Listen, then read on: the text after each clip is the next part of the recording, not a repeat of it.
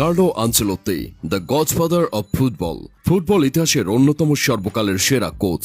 এই দেখুন, পেপ গার্দিওলার মতো কোচ শুধু এক রদ্রিগোর ইনজুরির ফলে কেমন একের পর এক ম্যাচ হেরে যাচ্ছেন, অথচ আনচেলোত্তি ইনজুরি আক্রান্ত মাদ্রিদকে নিয়ে জয় করেছেন ইউসিএল। এবার তো রিয়াল মাদ্রিদ একটা হাসপাতাল হয়ে গেছে, কিন্তু তবু কিভাবে সেনা টার্ন করে দাঁড়িয়েছে মাদ্রিদ আনচেলোত্তির কৌশলের উপরে। তার কোচিং ক্যারিয়ারের অর্জন অনেক ক্লাবের টোটাল অর্জন থেকে বেশি।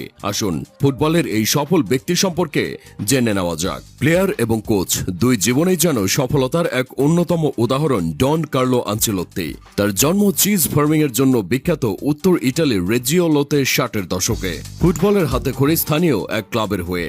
কার্লো আনচেলোত্তির বাবা পেশায় ছিলেন একজন কৃষক। আনচেলোত্তি তার শৈশবের বেশিরভাগ সময় কাটান মা এবং ভাইয়ের সাথে বাবার ফার্মে কাজ করে। দারিদ্রতা থেকে বেরিয়ে আসতে মনে মনে ফুটবলার হওয়ার কঠোর প্রতিজ্ঞা করে বসেন তিনি। স্থানীয় ক্লাব রেজিওলোতে বেশ ভালো খেলতে থাকার দরুন অল্প দিনেই এই মিডফিল্ডার নজরে আসে ইতালিয়ান তৎকালীন তৃতীয় সারির ক্লাব পারমার। 15 বছর বয়সে পারমার বয়সভিত্তিক দলে যোগ দেন তিনি। এরপর তাকে আর কোনোদিন পেছনে ফিরে তাকাতে হয়নি। 18 বছর বয়সে 1976 থেকে 77 সিজনে পারমার মূল দলের হয়ে অভিষেক ঘটে এই কিংবদন্তির। ক্লাবটির তৎকালীন কোচ কার্লোকে সেকেন্ড স্ট্রাইকার কিংবা অ্যাটাকিং মিডফিল্ডার হিসেবে ব্যবহার করতেন। প্রথম দিকে গ্রাম্য জীবন অভ্যস্ত কার্লো শহুরে জীবনে বেশ অস্বস্তি বোধ করেন। কোচের খেলানো পজিশনে ফিট হওয়ায় দলটিকে 1979 সালে দ্বিতীয় ডিভিশনে প্রমোশন এনে দিতে মিডফিল্ড এবং অ্যাটাকে বেশ অবদান রাখেন কার্লো, যার ফলস্বরূপ ইতালিয়ান জায়ান্ট ক্লাবগুলোর নজরে আসতে থাকেন তিনি।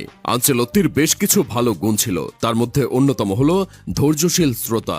ভালো শ্রোতা হওয়ার বদৌলতে তিনি সিনিয়র প্লেয়ারদের উপদেশগুলো শুনতেন এবং সেগুলো অক্ষরে অক্ষরে পালন করতেন, যা তাকে একজন পরিপূর্ণ ফুটবলার হিসেবে গড়ে তুলতে বেশ সাহায্য করে। 3 সিজন পারমায় কাটানোর পর তার উপর ব্যাপক আগ্রহ দেখায় ইন্টার মিলান।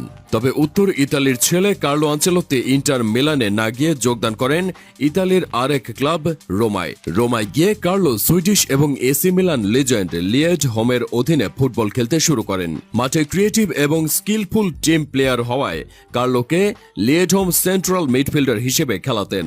তার ভীষণ পাসিং অ্যাবিলিটি ছিল অন্য লেভেলের। তার গোল করার ক্ষুধা এবং শট অ্যাকুরেসির কারণে তাকে উইঙ্গার হিসেবে ব্যবহার করতে থাকেন কোচ।